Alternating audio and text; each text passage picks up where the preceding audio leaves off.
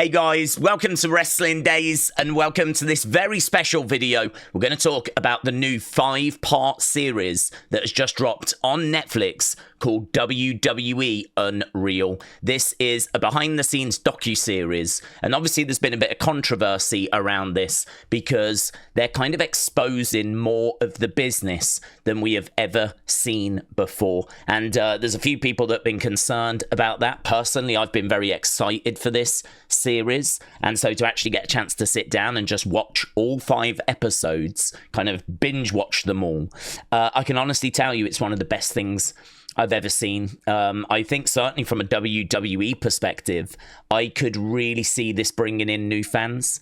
I think that it really hammers home actually the trials and the tribulations kind of what it's like to be a WWE superstar. I think this show does a really good job of showing you like the actual wounds and the kind of dilemmas that the wrestlers are going through. And I think this line is so true. It's more real than you think. And I think that really does come across. It really comes across. I mean, you see things like CM Punk, like getting emotional before going out at WrestleMania. He's got tears in his eyes backstage because this is his dream coming true. And it's funny because I was thinking about that moment. And I was thinking about how many people were saying, well, it's not really the main event of WrestleMania. You know, that's night 2. Like, night 1's not really main event in WrestleMania. I don't personally subscribe to that. I think that if you main event night 1, you are main event in WrestleMania. I also think there is another level you can go to, and that would be main event in night 2. So I never personally subscribe to that viewpoint, but you just look at CM Punk in gorilla position, like actually tears in his eyes, very emotional about this moment. And again, it just brings me back to this tagline. It's more real than you think. We hear about how Charlotte has been affected by those comments from Tiffany when their promos were kind of falling apart on the road to WrestleMania. And there is, like, as I said, lots of wounds and live reaction from Gorilla. And it's very insightful. I personally don't think this oversteps any marks.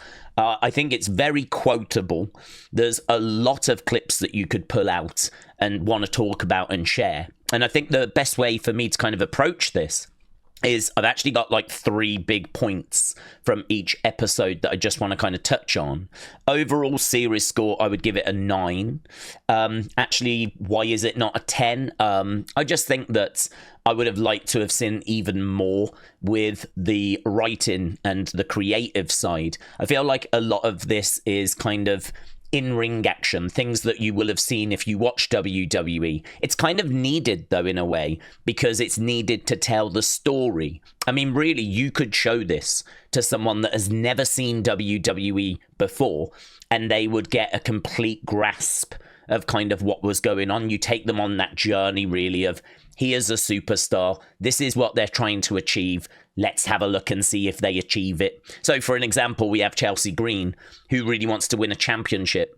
And so we see her going through some trials and tribulations, and then we see her actually achieving that. So of course, you need to show the in-ring aspects. But for me, of course, someone that's a big viewer, consumer of WWE, that stuff I've already seen. It's the behind the scenes that obviously is more interesting to me. So that's probably just the area I'd like to have seen a little bit more on, that kind of creative room, and actually, you know, maybe explored some more ideas that didn't quite make it, because there's some really interesting stuff in here that did not make it, right? We find out, for example, that Chelsea Green was mentioned as a potential winner of the Royal Rumble.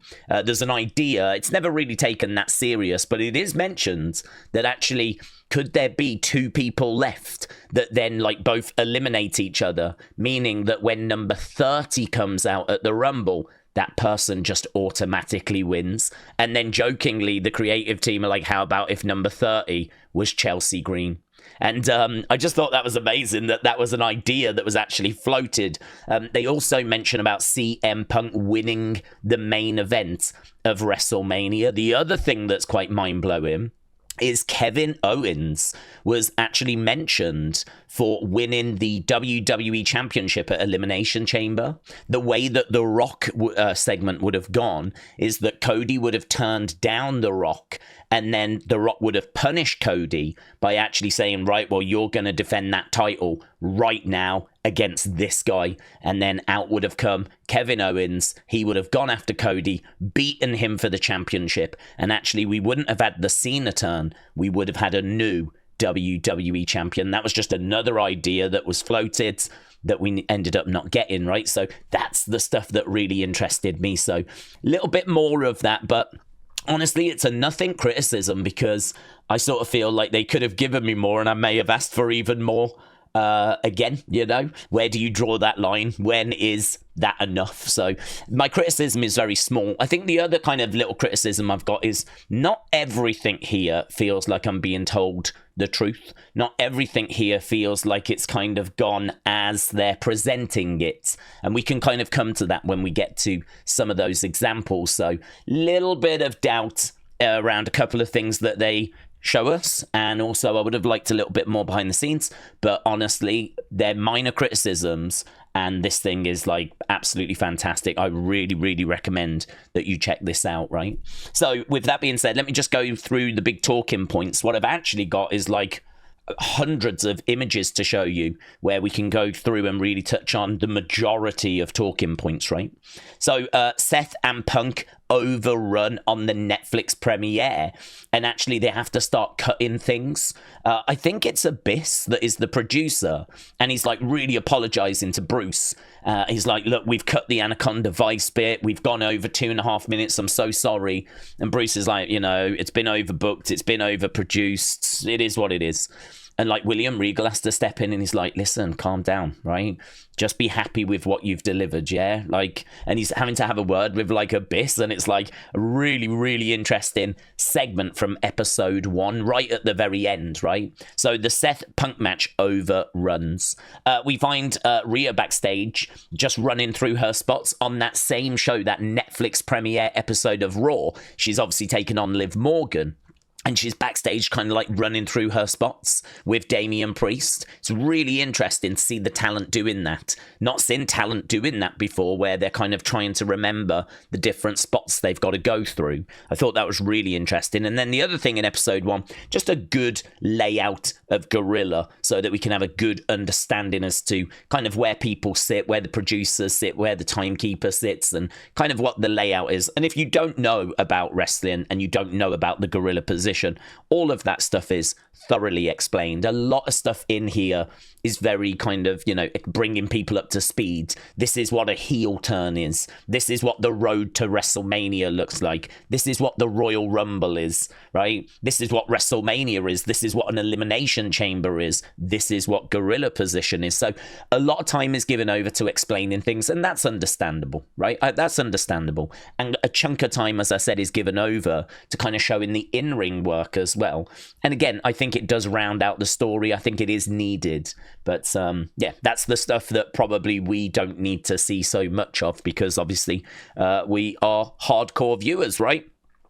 Next episode. So episode 1, I would say, focused a lot on Rhea, right? I've got Rhea's name written down, so it focused a lot on her.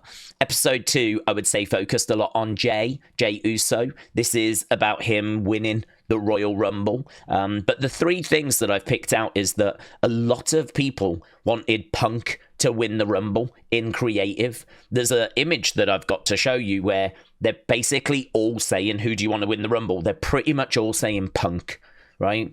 And then there's just one comment of, oh, what about, like, you know, could we get Jay? Could that be an option? And then we kind of end up going down that road. But Punk was very much considered to win the 2025 Royal Rumble. We see Kevin Owens being busted open backstage. A really powerful image, actually. This is following his match with Cody, that amazing Royal Rumble match. And I just included Cena with Make-A-Wish because it's one of those where Cena's done more Make-A-Wishes wishes than anyone else. But it's only when you actually see him doing those Make-A-Wishes that you realize just how amazing of a person he is, right? I actually put a clip out of him doing a Make-A-Wish, and I was like, I can't believe we turned this guy heel, because he just comes across so lovely, so amazing, and that really resonated with me. Lovely moment, though, where Jay's son reacts to Jay winning the Rumble. That was pretty cool. Episode 3 is all about the women. All about the women. And the women that really get a spotlight here are Bianca, Charlotte, and Chelsea, right? They really get the spotlight. So this is one of those things where I didn't know if I was being told the truth. But with Chelsea winning the United States title, they wanted her to win with a leg drop. A move that she's not done before, right? And she's like, a leg drop. And they're like, yeah, have you ever heard of Hulk Hogan? He used to use a leg drop. She's like, I know what it is, but I've never done one in my whole career. Why would I do it now? Why am I not just using my normal finisher? And they actually get her to try and do a leg drop from the middle rope. And I think she just jokingly is like, oh, well, brilliant. I've just peed myself, right? And I do find myself wondering, like, was they really going to have her win with a leg drop? Like, how? I don't really get how that makes sense. Or did they just put it in to just add a little bit of drama to this episode? Because it feels very unnecessary. So that's an example of where I just don't know if I'm being told something that really was discussed, or if it was just dropped in to add a little extra spice to this TV series. Because it just doesn't really make any sense, does it? It doesn't really make any sense for her to be told to do a leg drop as her finish in this really important match when that's just not her finishing move, and it's not something she's done previous. As well as that, Triple H comments on women, so I've actually seen there's a tweet here that's got the comments, right?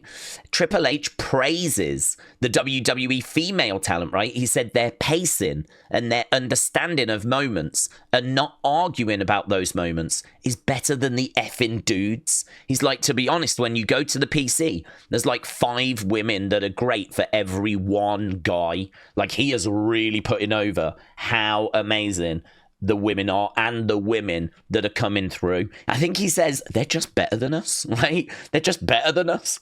So I thought that was really interesting. And I've also got a moment where Liv is kind of getting all the girls G'd up for the Elimination Chamber, and she walks past Bayley and she gives her a big slap on the backside, and it just really made me laugh, because those are little fun personal moments behind the scenes in Gorilla that, you know, we just don't see those kinds of things. So yeah, obviously the big focus is like Jade coming back and going after Naomi, and we found out that Jade was actually injured, which is why she was kind of out for that period of time. And so they're telling you the stories that we know. But again, a lot of that stuff is stuff that we know. For me, I'm more focused on the things that we learned in this series. The next one was like heel turn, and this focused on Cena's heel turn. This was episode 4. We found out about the match with Kevin Owens here, and about the fact that when Cody turned down The Rock, the original plan was The Rock was going to say, right, well, you're defending that belt right now against this guy, and then out would have come Kevin Owens, and Kevin would have won the title as well. The timeline doesn't make sense is the other talking point. Spoke about this in Unseen. So we know that Ari Emanuel called The Rock. The Rock has told us this in an interview. So Ari called up The Rock, said we need some help. And I believe it was The Rock that claimed he came up with the idea, or his team came up with the idea, of Cody selling his soul. Now, the Ari phone call is never mentioned. Rock being given the credit for Cody selling his soul is not mentioned. And so it's just the timeline doesn't really add up. I've heard bits from different people, and obviously there's been a rumor mill about what actually happened and how it went down. And my understanding does not link with what they've presented. So we can get to it when we get to it, but I find it very confusing. The other thing I find quite confusing is I'm sure that Triple H said he sat down with Cena last year in 2024 to kind of map this thing out. And the way it's being presented is that all of this was discussed quite close around Elimination Chamber. So again, I just don't feel like I feel like there's pieces missing, or the truth has been distorted, or something feels off. Something feels off. And then Triple H and The Rock, it was in this episode, we actually see them at Elimination Chamber just talking with each other and just kind of going through things. So it was really interesting because Triple H says, do you think when Cody turns you down and John obviously turns, does John already know that he's going to do that? Or is it a heat of the moment? Well, if he's not going to sell his soul, I'll do it. I'll sell my soul. And The Rock's like, no, I think it's something that's already been discussed. I think it's something we've already planned. And it's just interesting hearing them talk about that. The other thing as well that he said that I thought was really interesting is The Rock said I don't think this should be anything to do with souls when it comes to John. I think it should just be about business. Well, that's actually really interesting to hear. And that is never really communicated to us, even to this day. That was never communicated. A lot of us are still wondering how Cena and The Rock and how all that connects. I don't think they've done a very good job of kind of communicating that side. The other thing as well is The Rock very clearly says, you know, I'll look over at John and I'll do something like this. And he does that hand gesture. A lot of people read into that hand gesture, and the way that The Rock kind of presents the information, he kind of presents it like it doesn't really mean anything. I'll just do something like this, yeah, to send a signal. But actually, the hand gesture was a big talking point. We don't really dig into that any further. It kind of suggests that it was just, I'll just do something, and we'll go with that. And then really they focus a lot then on the beatdown after and how that's going to look. So yeah, that was the big interesting things I took from episode 4. And then episode 5, this is all about WrestleMania. WrestleMania is the star of this one. So obviously we've been introduced to Cody, we've been introduced to Cena, we've been introduced to Jay, Bianca, Chelsea, Charlotte, Rhea. There's lots of talents that we're introduced to where we get like sit down interviews. Punk features a lot in this series as well. And so, you know, not so much Roman, actually. But we're introduced to these people. And, of course, now this is the big payoff. The 5th and final episode's a little bit longer than the other, by about 10 minutes, right? Than the other episodes. So we find Triple H dealing with that disastrous segment between Charlotte and Tiffany. And basically he's like speaking to Tiffany, trying to find out who went off script and what happens. And there is a bit of a disappointing moment where he's told that the divorce stuff has really upset Charlotte. And Triple H's response is, well, Tiffany needs to go and apologise to Charlotte. I mean, we know that segment was more complicated than that. We know that the wheels had kind of fallen off the week before when Charlotte was like stepping on Tiffany's toes. So I don't think it's fair to kind of make it seem like it was Tiffany that was the one that was in the wrong and that Charlotte didn't do anything wrong. And it kind of does come across a little bit that way. I could imagine a few people having some problems with that. It's just editing. I mean, it's, you know, it's one of those things. And, you know, you see later on that actually Tiffany and Charlotte are all right. They embrace after their WrestleMania match in Gorilla, for example. But I thought that was really interesting. Punk was going to go over at WrestleMania. So the question, Punk actually, I feel sorry for him because he was really in the running to win the Rumble. He doesn't. Then he's in the running to win the main event of night 1. He doesn't. But he was really being considered. And then the idea was floated about Heyman joining up with Seth and Seth winning. And Triple H's response was not like, oh, I love it. His response was, no, that kills Roman. That kills Roman because Roman won't have Paul. He hasn't got the support he's had previous. He's not really a babyface. He's not really a heel. We're just leaving him out there to just hang. And actually the head writer's like, well, to be honest with you, I find that probably more interesting for Roman, like what comes next. So it's interesting that they weren't keen initially, or Hunter wasn't, on Heyman leaving Roman.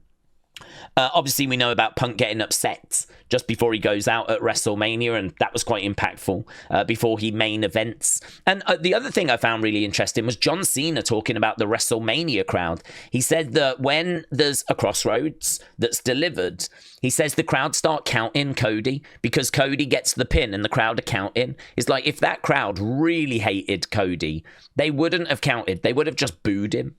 And he says, you know, when Travis Scott comes down and interferes, like, the crowd would have really cheered in that moment. And he's saying that they didn't. I'd have to go back and rewatch it. But he's saying that he knows that it was a very pro-Cena crowds, but he also could sense that they weren't totally against Cody. They didn't really want to see Cody lose, because there is a bit of conversation around this crowd. And it's quite interesting, actually. So that was another thing I took out of it. So quite a bit, honestly, quite a bit. So with that being said, we're going to do something a bit different, something hopefully you guys will find quite interesting. I mean, you can end this video at that point. We're probably going to spend about half an hour now kind of going through each episode and really looking at all these images that I've got screen grabs of. These are the images or the talking points that most interested me from each episode. But that 20 minutes we've just done is really the best overview I can give you, right? So let's actually go full screen here. This is just a really good shot inside headquarters, and I just loved all those belts kind of dangling away in the ceiling. I thought it just looked really, really cool. This is obviously the creative room. This is one of our first looks at the creative room. You can just see talent off dates in the background, but unfortunately I couldn't quite make out kind of any of those dates. It's just a little bit too far in the distance. I'm sure someone's got magnifying glasses out and is really trying to work that stuff out, but I couldn't quite work it out, unfortunately. That was not one that I could really get my head around. This was Cody at home, and, you know, they were just talking about Cody and Cody being the champion. Obviously, he features a lot in this. He said that his daughter thinks that he's a dancer, and he's like, in a way, she's not wrong. It's quite similar in many regards. We get to see a Raw run sheet, and I don't think, again, there's anything there that has necessarily changed. So, you know, I'd have to have a look at that. It does say Undertaker in ring promo, and actually I'm not sure that we did get that. So the Undertaker in-ring promo might be something that did get changed, actually. The other thing as well is you can see objectives for creative meeting, and you can see that they're talking about roster changes, and they're talking about the Netflix premiere, so you're just getting a glimpse of like what it is like to actually be in one of these creative meetings, so I thought that was interesting. Then we go over to Rhea Ripley's house. So we've been introduced to Cody. We've been introduced to Triple H at the start of the show, of course. And here we're being introduced to Rhea. So this is Rhea's office, and apparently she really loves her oddities. So here's a better shot of her office, and you can see just all the items that she's got. But I'm guessing those are like fan pieces of art that she's got on the wall as well. Then we get introduced to CM Punk, and here's a load of CM Punk names. So they tell us their real name, but they also tell us like their WWE wrestler name. But a lot of these wrestlers also go through some of their previous wrestling names. So these are just some of the things that CM Punk has been called. Triple H talks about CM Punk, talks about their relationship, says that he regarded him as a little MFer. And actually says, I mean, there's a lot of swearing in this series, but he's like, I regarded him as a little MFer back in the day. And, you know, when it was time for him to potentially return, we had a conversation, and we could just tell, you know, he had changed, I had changed, and, you know, I knew that this would work now. There's a great little moment backstage here where CM Punk turns around to Jacob and is like, I love you, Jacob. And Jacob responds, I love you, Punk. And it's just a fun little moment. Jacob absolutely freaks out and is like really pleased, really celebrating, because he turns around to Punk and he's like, listen, can I just get a picture with you later? And Punk's like, yeah, of course. And he's like, yeah, man, yeah. Jacob is just the best. So then we get a gorilla position breakdown. So you can see where Triple H and Bruce sit. I don't think they actually tell us like who's sitting at the table towards the bottom, but we know that the timekeeper and the match producer, they sit in that area there. And there's a few examples of kind of what the communications are. We find out that they're talking a lot to the referees in particular, and messages are being relayed to the referees. So we also see Gorilla being constructed as well. And we also find out that it's called Gorilla Position because of Gorilla Monsoon, who used to sit in this position, used to sit in this space just before people would go to the ring back in the day. And there's an example of, you know, is he okay? Is he okay? And that's actually, I think, Ref Daff saying, everyone's good. He's just selling. So that's the kind of thing I think that certain people will be a bit upset about. This is where we're exposing the business a little bit too much. The word selling being used, for example. But it features later as well because, you know, Chelsea talks a bit about she knows her job is to be an entertainer and to sell really well for the other girls. There's a great bit here, actually, where Triple H is like, no, don't do that to the crowds. Don't go pushing the crowds. And then someone tells him, no, that's an extra. And he's like, oh, yeah, okay, that's the extra. That was that. Backstage, we got The Rock talking to CM Punk. So we kind of move away from talking about Gorilla and what happens in Gorilla. We now move into the Netflix premiere, Raw. So backstage, do you need anything? And Punk saying, no, I'm good. Word did come out a little while ago that The Rock had looked at this and had actually made some changes. So, I mean, obviously The Rock doesn't look bad here in this. No one looks bad here, to be honest. So, yeah, it was just interesting that there he is backstage with CM Punk. We know that they haven't always seen eye to eye, but no, all look good. Rhea was struggling, and actually I don't think I knew this, that on the Netflix premiere Rhea was struggling.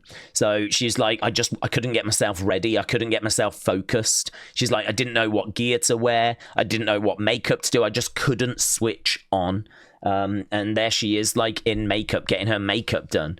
She didn't wear her intended gear. She's kind of revealed that.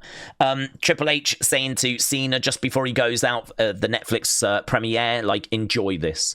Just go and enjoy this. This was Rhea backstage just trying to remember some spots. It's really, really interesting. And actually, Damian Priest comes across really well here because I think you can really understand how important he is to her. Because in these moments where you just don't know really where to turn, your head is swimming, like she's struggling to kind of really focus.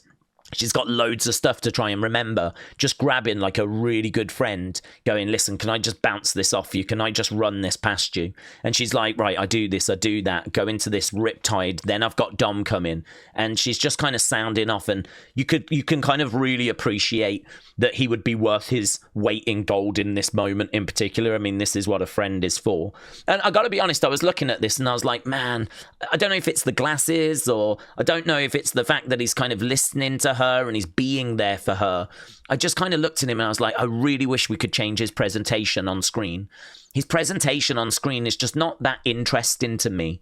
And actually watching him helping her here, I found myself feeling a lot of warmth towards Damian. I found myself feeling more of a connection to Damian than the character that we actually see on screen. So Triple H actually says to Rhea, like, before she goes out, you're one of the most over people here. Like, just go out there, just do your thing. Like, you're one of the most over people that we've got. So some lovely words from Triple H. And we see a lot of this Triple H interacting with the talent. Bruce talking about how it's just not true that they can go as long as they want on Netflix. He doesn't really expand on that. Like, he doesn't give us a reason why. But he's like, it's a myth that you can't just go, like, however long you want. And he's like, Punk and Seth overrun, right? And this is, I believe, Abyss kind of coming over and apologizing, right? So he comes over and apologizes. It goes over 2.5 minutes. And he's like, I'm so sorry. We cut a load of stuff. We cut the Anaconda Vice. And he goes over. And, you know, basically Bruce is like, look, it was overproduced. It was overtime. Again, I feel like this could be true, but it might just be a little thing that they did for this series. And basically, like, you know, William Regal steps in and is like, just be happy with yourself, yeah? If you want to make me happy, says Regal, I just want you to be happy with yourself. And there's just like this little moment here where the producer and the people in Gorilla are just, there's been a bit of an issue. There's a little bit of a problem in the air, and you kind of find yourself really feeling for Abyss in this moment. So yeah, that was episode 1, and as I said, it was called New Era, and it was all about that Netflix premiere. Episode 2 was called Push, and this was really to do with Jay. There's a brilliant start to this episode where Jay's trying to get inside the arena, and the guy is like, do you know Mark Henry? He comes out with a list of names. He's like, okay, who are you? And he's looking on his list. He's like, I need Mark Henry, and I need these other people. And Jay's like, what's going on? He just wants to get inside the arena. So that was kind of a fun little start to this episode. We explain the Royal Rumble and what all that's about, because of course this episode is called Push, and it's called Push because that's exactly what Jay's going to receive. He's going to win the Rumble and he's going to receive a push. So we talk about what the Royal Rumble is and what it means. Cody gets upset as well because obviously we're still talking about Cody. Cody's obviously a big player in WWE and of course in this series, and he talks about how, you know, you think that when you get the title, like everything's going to be perfect, and it's like, it can't be perfect because my dad's not here. And we talk about Dusty, and we kind of like touch on that for a little bit.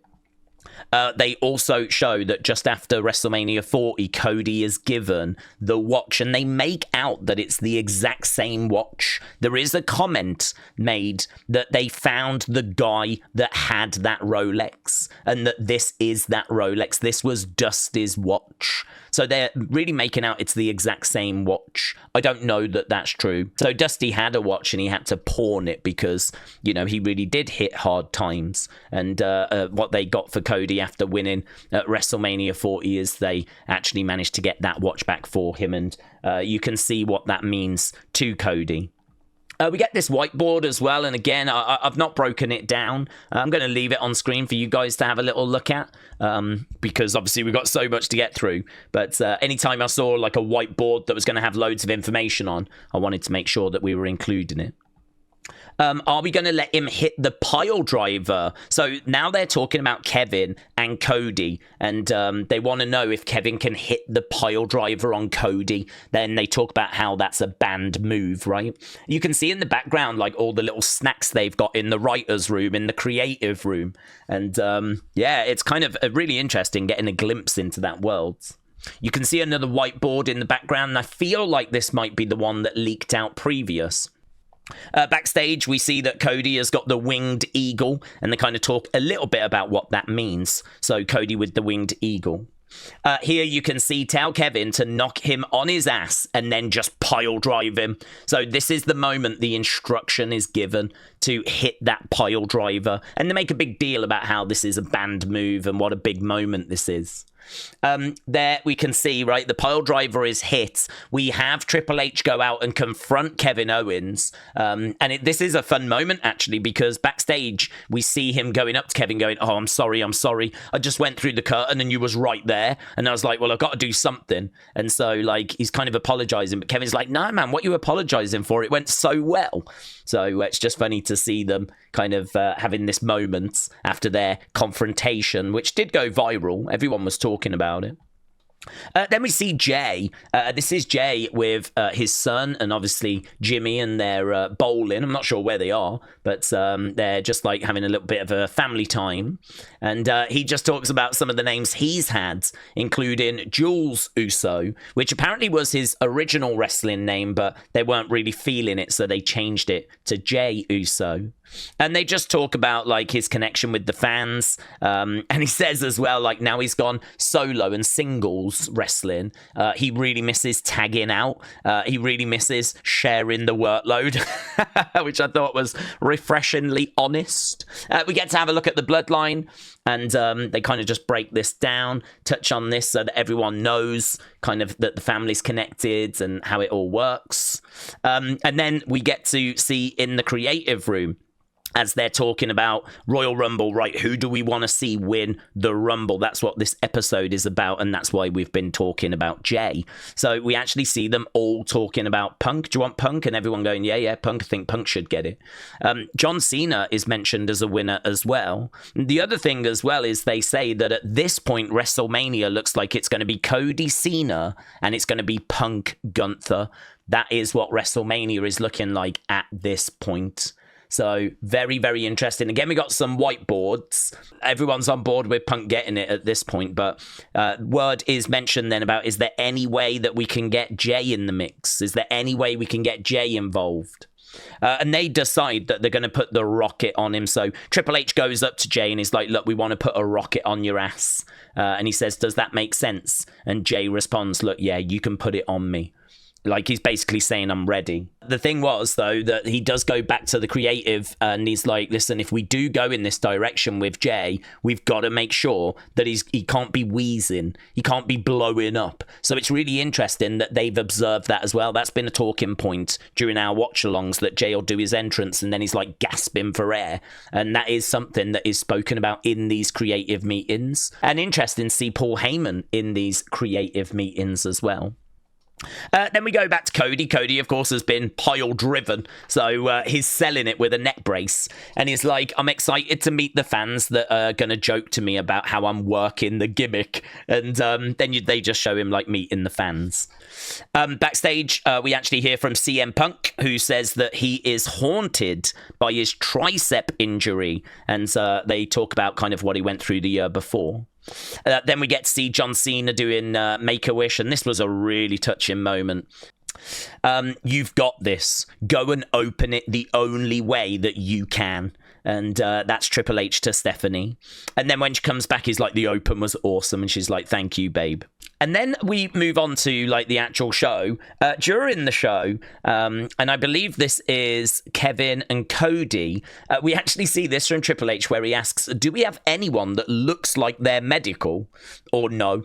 So they actually want to get someone that looks like they're a doctor to go over and kind of really add to the moment. I thought that was kind of a fun little glimpse behind the scenes. And this is why, because that's the end result. Kevin Owens absolutely busted open backstage. Look, just horrific. We get to the Rumble match, and this is Triple H setting up that speed moment. So we were heading towards that.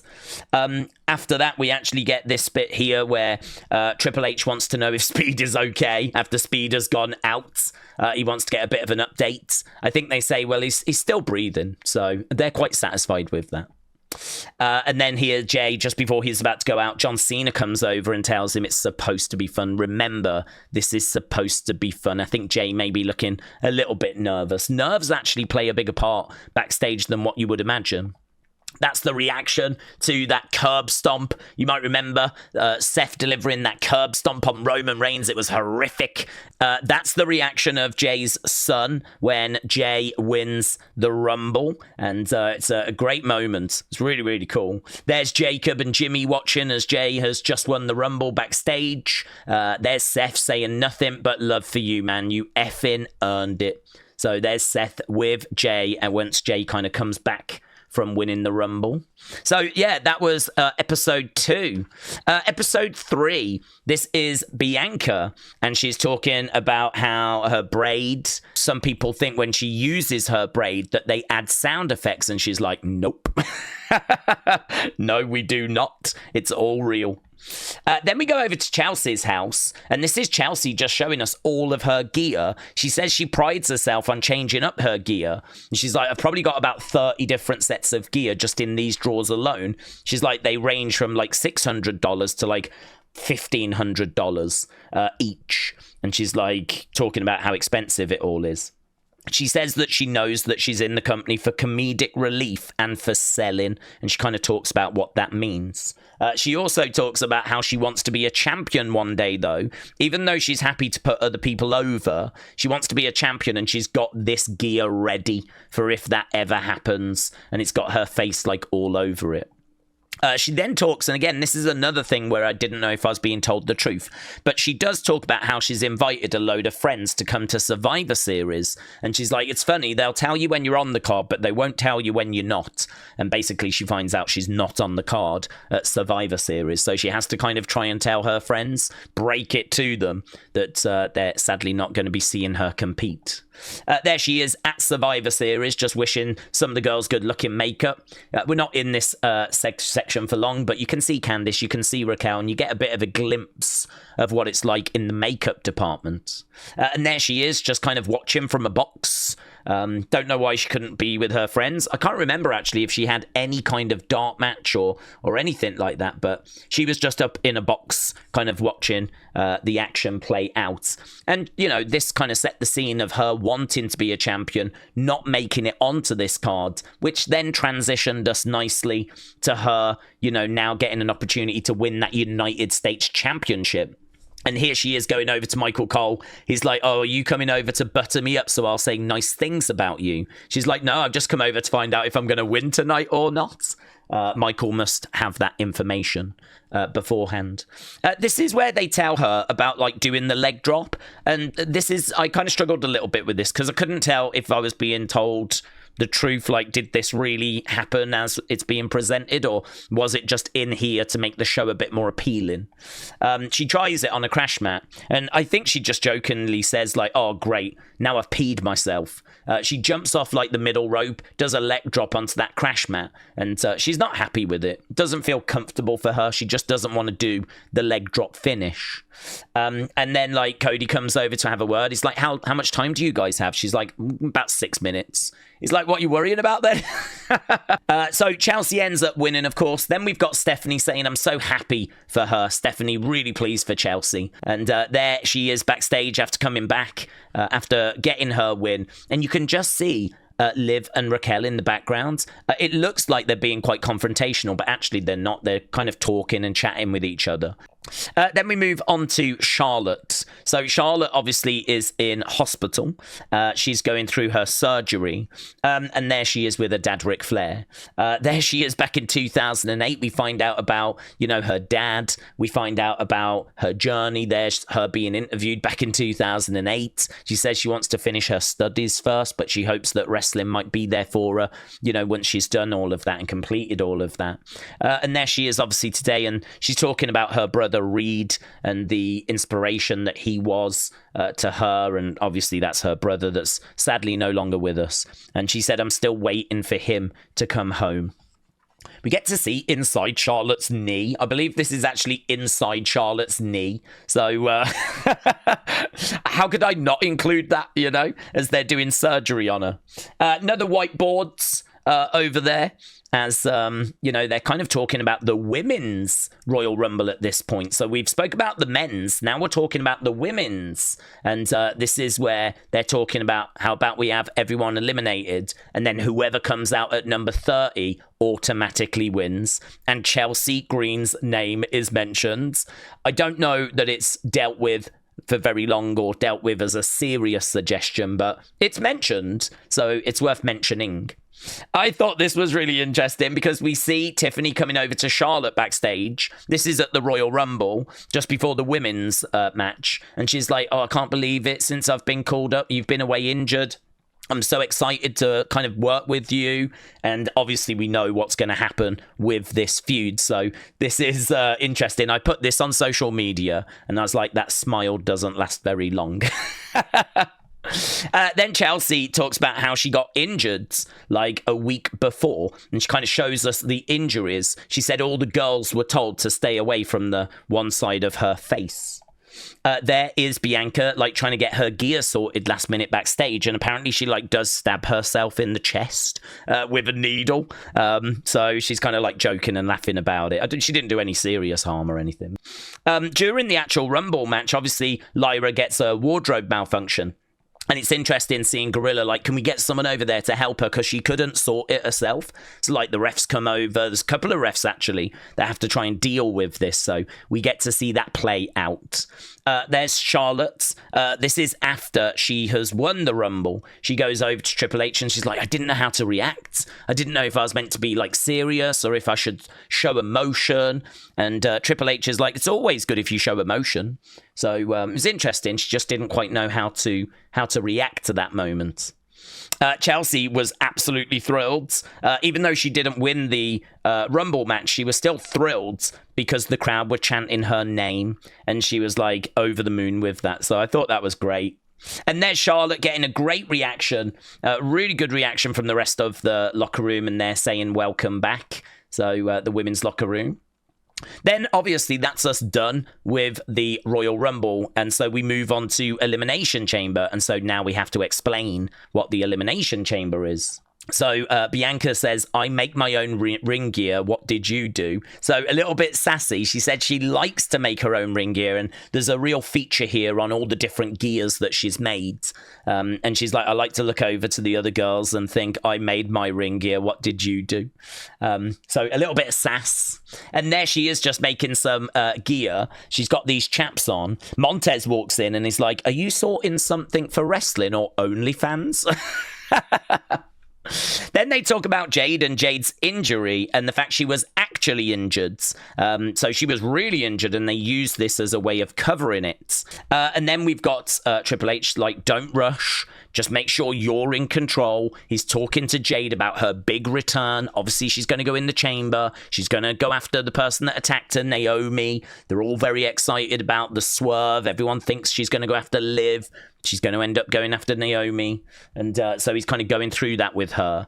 Before they go out, though, there is this little prayer. They actually say this prayer. It's really interesting to kind of see them share in this moment. I've written down what Raquel says. So these are all the women that are going to be in that elimination chamber. So Raquel said, Dear Lord, thank you for this day. Thank you for Elimination Chamber. Thank you for these women who are going out there to put their bodies on the line. Help them have a safe and entertaining match. No botches. Remember everything. Hit their beats and get the people out their seats to really get this show off with a bang. All glory to you, God. In your name we pray. So that's what they were doing just before they went out. There's Liv giving Bailey a little pat on the backside, which was a really funny moment, to be honest. That's the reaction from Alexa when Jade does finally get in and does go after Naomi. And then there's Naomi being congratulated backstage. And it really was very well received by Triple H. He was a big fan of what he saw. He said it was effing awesome. This is backstage when Liv is getting whipped. So she gets whipped and you can actually see the mark on her body. That's from the braid, Bianca's braid. There's Montez applauding away. That's him reacting to Bianca getting the victory at Elimination Chamber.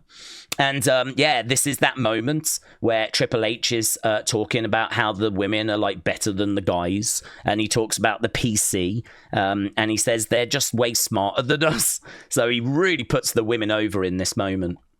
Bianca just reveals that her jacket, she couldn't be bothered to like sew it, so she like put safety pins in, and she also shows that her boots had kind of got all broken up during the Elimination Chamber. And that was the end of episode 3. Episode 4, heel turn. This focuses on John turning heel. So this shows Rock and Nick Khan. They have known each other for a long time, and that's the image kind of showing that. And they talk about how there was a tough economy in Canada. So they kind of briefly touch on how Elimination Chamber was struggling, right? So hot off the presses, Rock is going to be there. This is Triple H letting the creative team know that The Rock is now going to be in attendance at Elimination Chamber. There we've got like moving on to John Cena. We're kind of talking about heel turns, and we're talking about John and kind of the fact he's going to be turning heel. There's Michael P.S. Hayes with all of his names that he is known by. Obviously, he is a producer for WWE. Then we look at some famous heel turns and we focus on the New Day one. That one was obviously very well received, so we focus on that. John Cena, of course, with all his Make-A-Wish ones. Triple H said the hardest part is keeping this a secret. And yeah, like really weren't looking to turn John Cena. It's not something, you know, that they ever wanted to do because of all the Make-A-Wishes that he does and all the good that he does. So, you know, it's not something the company had ever wanted to do before. So they're talking about for a while that they were okay with doing babyface Cena versus babyface Cody. So for a while that was the plan. WrestleMania would have been face versus face. Then, of course, we find out that Nick Khan says that Elimination Chamber needed to perform, so let's call The Rock. They don't really ever say that the ticket sales were slow. They don't ever say that they weren't very happy with creative or anything like that. They keep talking about the tough Canadian economy, and they keep talking about how they needed Elimination Chamber to perform, so let's call The Rock. Then we see Brian Gewirtz. This is The Rock's personal writer. He said that he pitched the idea about Cody needing to be The Rock's champion. So The Rock wanting Cody as his champion, basically. So basically the story we got, right? Brian says kind of he came up with the template for that. Cody was going to turn down The Rock, right? That would have led to Kevin Owens being put in a title match there and then, and Kevin would have won. That was the original idea that Brian Gewirtz came up with, right? Triple H said he doesn't remember who came up with Cena turning heel. He's like, does Bruce remember? Because I don't know who said it first. And then that took us a bit down a wormhole, right? So Bruce is like, yeah, I remember. So it was actually Triple H, Bruce, and Koski. They were all on a Zoom meeting. So Koski came up with the idea of Cody turning heel. So apparently it's him that came up with this suggestion. But then Bruce was like, well, what about if we turn Cena instead? And so Bruce is the one that's taking credit for that. And as I said, this is so out of sync with kind of what I've been told, so out of sync with what I've heard. But I'm just going to tell you what they say here. So apparently, Triple H, now they've got this idea, he speaks to Nick first. And Nick said he loves all of it, right? So Nick's on boards. Then he speaks to The Rock, and The Rock's like, that's genius. Then for some reason, he speaks to Travis Scott. Why you would speak to Travis Scott next, I have no idea. But apparently he was the third person. Didn't even speak to Cody or Cena yet, but did call Travis Scott. Again, the math doesn't quite math. Then he speaks to Cody and he's like, wow, that's really cool. And then he speaks to Cena. Once he spoke to everyone else, he finally speaks to the most important person. He speaks to John Cena, who listens and eventually says, I like it a lot. So yeah, then they agree, let's keep this amongst ourselves. Yeah, we're the only ones that's gonna know. And there we go. That's kind of how we got there, apparently. Then we see John Cena. He's obviously getting ready for Elimination Chamber. And he's wearing knee pads that he used to wear at OVW, which I thought was really interesting. He's had those knee pads since 2001. There we see a creative meeting with everyone that's in Elimination Chamber, and actually CM Punk's talking to Seth, he's talking to Cena, they're kind of really digging into how the Chamber is going to play out. Logan Paul obviously looking like a goof. Then Michael Hayes is talking about the fact that he found out about the turn the day of. Like, it really was on a need-to-know basis, but he himself only found out on the day of the show that Cena was going to turn. This is a really good section. This is Triple H talking to The Rock. So he's talking about, like, does John know beforehand, or does he just kind of go with the moment? And, you know, The Rock saying, no, I think he knows beforehand. He said it doesn't have to do anything with souls. When it comes to Cena, it can just be business. He talks about the hand gesture. I'll just do something like this. So it kind of suggests this hand gesture doesn't mean anything. And then we see backstage Travis Scott getting ready to go out. He's like really pumped. Cena does go on to win and pick up the victory. Then, of course, we see inside the production truck. And inside the production truck, they obviously don't know what's going on. So this is the director of TV, Marty Miller, says he's been working with WWE for like 30-odd years. And this is Triple H going, right, I'm going to go, like, shot by shot, this is what I want you to do. And then we see him going, right, go wide cam, go closer, right? We're going to get this moment in a second. I'm going to want you to go widescreen. And he says, like, as soon as Cody answers, there's going to be some profanity. I want it to air. I don't want you to bleep any of it. So, you know, you see in the production truck, they're like, right, this needs to air. Don't cover what's about to be said, right? Just let it air. You call it in real time. I've got it, and you know it's really good glimpse this into kind of what's happening in the moment. Such an important moment as well. Fantastic that they've doing this documentary at this time, and you know, look, you can see they're really pleased with how it all played out in the end and how it went. And there we are in the production truck. They're really pleased with it. John Cena comes to the back and, you know, awesome, effing incredible. That's what Triple H says to Cena. Michael Cole comes over. He's like, I had no idea. No way did I think you were going to do something like that. He's actually all excited backstage. There is Cody with the Rock just after. This is in Gorilla. Which I thought was quite a powerful image. They're talking about Travis Scott beating up Cody, and they're like laughing about it. Obviously, that was quite controversial on social media. And then this episode sort of ends with us looking at kind of what Cody suffered. I mean, absolutely brutal. So, yeah, that was episode 4. It was all about the heel turn. And quite a lot of that episode was actually taken up with trying to explain what a heel was and showing off some iconic heel turns in the past and whatever. So, but yeah, obviously a very important episode because, you know, it's the John Cena heel turn episode. That takes us then to the final episode. This is WrestleMania, and now John Cena is heel, and we're in Belgium, and of course, that kid that was absolutely everywhere, he is shown as John Cena calls him out, and we kind of get a glimpse of what heel Cena is like. This is a virtual writers meeting, which I just thought was really interesting. They all look really thrilled to be there. But yeah, that's obviously they're deep in conversation, but I thought that was really interesting. Jay is still gassing out, and even Mr. Dive, and they show that, and they kind of plant a few seeds of them being concerned, like maybe we need to say to him, look, we can take all of this away from you.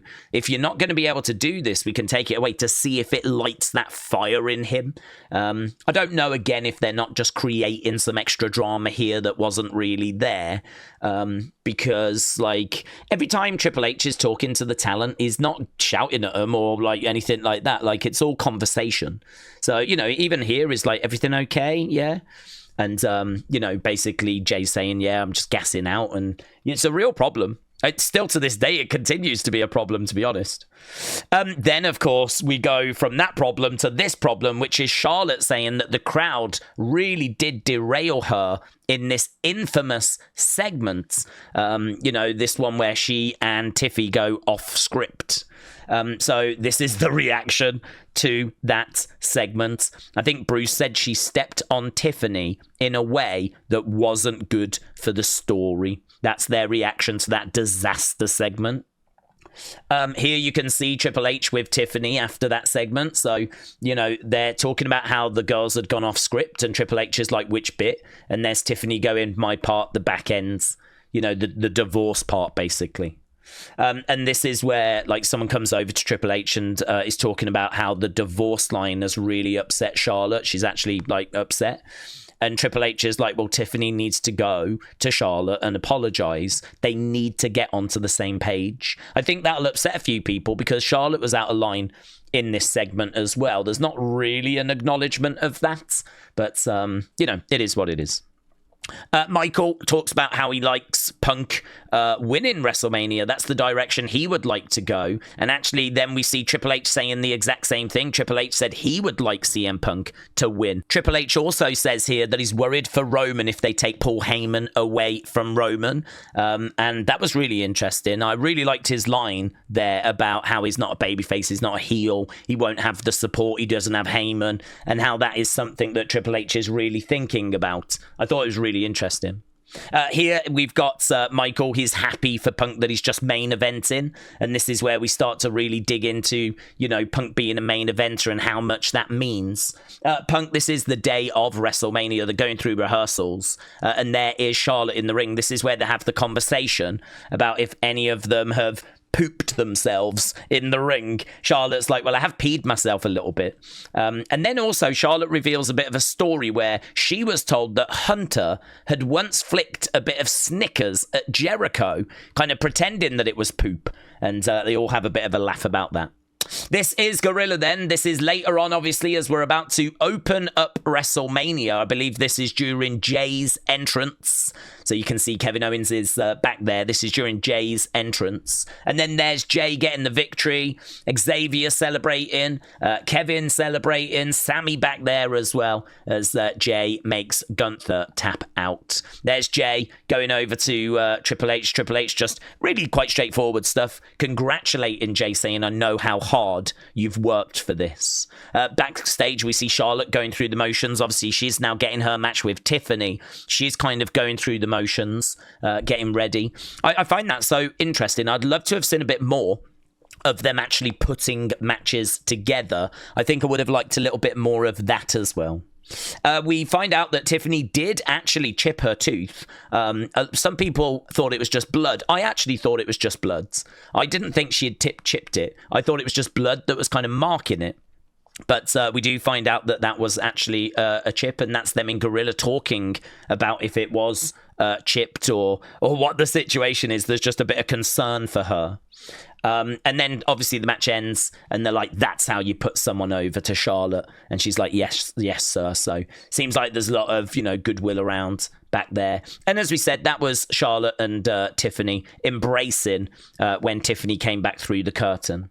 And she's like, yeah, no, it's just a fake tooth or a cap or something. She's like, it just got knocked out. She doesn't seem bothered by it, Tiffany. It's not a problem. So it was a little an issue, but not a problem. And Charlotte's asked, what's next for you? She's like, well, don't know. We'll have to see. You're going to have to climb that mountain again. Punk emotional before going out. There he is with tears in his eyes. And Triple H is like, you've always been a main event guy. And Punk responds, I know, but it's just moving to me that you know too. And it's honestly, it feels like a really real moment, that really real. And actually, there's Triple H reacting to Punk's entrance. He calls it a badass entrance. So yeah, really good. And actually, there's Michael Hayes laughing because you might remember, I think Living Colour actually played Punk out. And at one point, like Heyman's actually doing air guitar. And there's Michael PSA. He's like, what is he doing? Then we get to the finish of the match. Becky is back in Gorilla and she loves what she's seeing. Really loves it. Lots of praise for Michael P.S. Hayes for that triple threat match between Roman, Punk, and Seth. And there's actual Michael P.S. Hayes getting a hug from Triple H, like, amazing. Even Heyman goes over and is like, that was brilliant. That was you at your best. It was actually really good and interesting seeing Paul Heyman talking to Michael P.S. Hayes. I effing did it. So this is after the match, and there's Punk just kind of really drinking in this moment. There backstage, we've got Punk coming back and getting a great reaction from everyone. A great reaction and really lovely moment between Punk and Triple H. You kind of look at these moments and it's just staggering to think that they might not have worked well together. Like, we honestly thought there may have been issues, and honestly, they just look like best friends. They look like they might go on holidays together and stuff. Like, they just love being in each other's company by the looks of it. And there he is, look, just says like how this was a dream come true and how this really did mean so much to him. So tears still in his eyes. This, never realized how much it meant, honestly. There's a real change of pace now. So that was night 1 of WrestleMania done. Now we're going to change the pace, and now we're going to look at night 2. So there's Rhea, and she's looking at this creature, and she decides to buy it in the end. She loves oddities. We found that out earlier in the series. But yeah, she does end up buying that thing.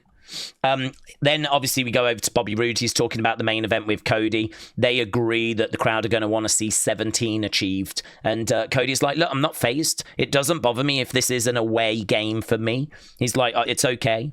So that was kind of interesting. Then we see Bianca. She's saying that she's got a load of food she wants to eat. She's been like dieting so that she can keep her abs. She also talks about her braid and says she's making it a little bit thicker, and she warns Rhea it might hurt a little bit. She wants to really make sure the noise sounds good. Rhea's, okay, better than she was the year before, but still, nervous. Triple H says no one is better at this than you. too. So again, just constant words of encouragement for Rhea. Seems like she really does struggle with like anxiety. So then there's Gorilla. They are just reacting to the hair whip that comes in. You can see Bruce's reaction. Like, Triple H doesn't seem bothered, but Bruce is really reacting to it. We would see how bad that hair whip was a little bit later. There's Io after she has won, getting a great reaction in Gorilla. And Triple H goes over and says to her, "You was born to do this." Looks like he's really intimidating her, but I think she's still in a bit of shock. But he's looking at her like, "You was born to do this." Lovely to see the other members of Damage Control back there, Kyrie and Dakota, of course. There, look at that, mates. Rhea was like, "It's like a really long braid." She's like, "It really battered my arm, and I think it got part of my body as well." Like, ugh, awful. And honestly, we don't focus on any other matches. It's time for the main event. So we're on the bus with Cody and his daughter and Brandy, and Sean Spears is there as well. And this is him about to leave to head to the ring. Just a cool shot there of Cody under the ring, about to make his entrance as motorcycles are driving around above him. John Cena just talking about the crowds, which I thought was interesting. He says the crowds might have been against Cody, but they didn't want him to lose. I could tell by the sound. I could tell by the noise. And, of course, Cena would go on to get number 17. Triple H here says that main event was exactly what it needed to be, which I thought was quite interesting because, of course, that main event has had a lot of criticism. This was backstage. Basically, Triple H congratulates Cody, and Cody just like, "Wow, it's not quite what I was expecting." That crowd, they were just hot. They were just hot. I mean, I didn't really get the feeling that, like, people were going OTT here. Even in this docuseries, I don't think they make the main event. They find a way of making it look brilliant. We know that it was a badly received match. But Triple H is like, it did what it needed to do. Travis Scott was like, "Man, I need to quit the rap game. I need to get into this business instead." And there's John Cena coming through and Gorilla giving him a welcome after winning number 17. And he goes over to Triple H, is like, "Look, that's top speed for me." And Triple H again is like, "Look, it was everything it needed to be." Triple H just basically talking about the fact there's no off-season. He's like, "As soon as WrestleMania ended, 2 minutes later, I had a script in my hand for Monday Night Raw." We just see them cleaning up and kind of packing away. Cena makes an interesting comment. He says, "WrestleMania is normally the end of our stories, but sometimes it can be the middle as well," and then shows Cody's side plates on the floor. I didn't know if that meant that maybe Cody was going to feature in the future, but of course we know he will. He, of course, will be facing John at SummerSlam. And Triple H just talks again about how there's no off-season and ends by saying, "Thank God it never ends." And that was it. I mean, that was 5 episodes. Each one was 50 minutes. The final one was an hour. I kind of gave you all the major talking points that jumped out to me, but this was so clippable. I mean, you could just have like 1,000 10-second clips out of these 5 episodes. There was just so many fun little moments and little things that social media is going to be absolutely flooded. Absolutely flooded. But again, I'm going to finish where I started. I'm going to say that this is absolutely unmissable. I think that you will definitely get something from it. I think it doesn't matter if you've been watching a week or for 50 years. I think that it is very, very interesting. It makes me appreciate WWE more. I think it gives you a real glimpse of just how big the machine is. You realize kind of how many moving parts there are, and you realize like just how hard it is for everyone, from the idea being created to the producers producing it to the performers performing it. There are so many areas that can go wrong that actually for us to end up with the product that we end up with, it's kind of amazing, to be honest with you. What with it being performed live as well, so much stuff can go wrong. It does from time to time, but obviously WWE is a fantastic brand, a fantastic promotion, and they do a fantastic job. And as I said, watching this just made me appreciate it all so much more. So yeah, I'm a big fan. I loved it. I'd love to know what you thought about it down in the comments below. Thank you for hanging with us for all this time. I really do appreciate it, and I will see you again next time. Bye for now.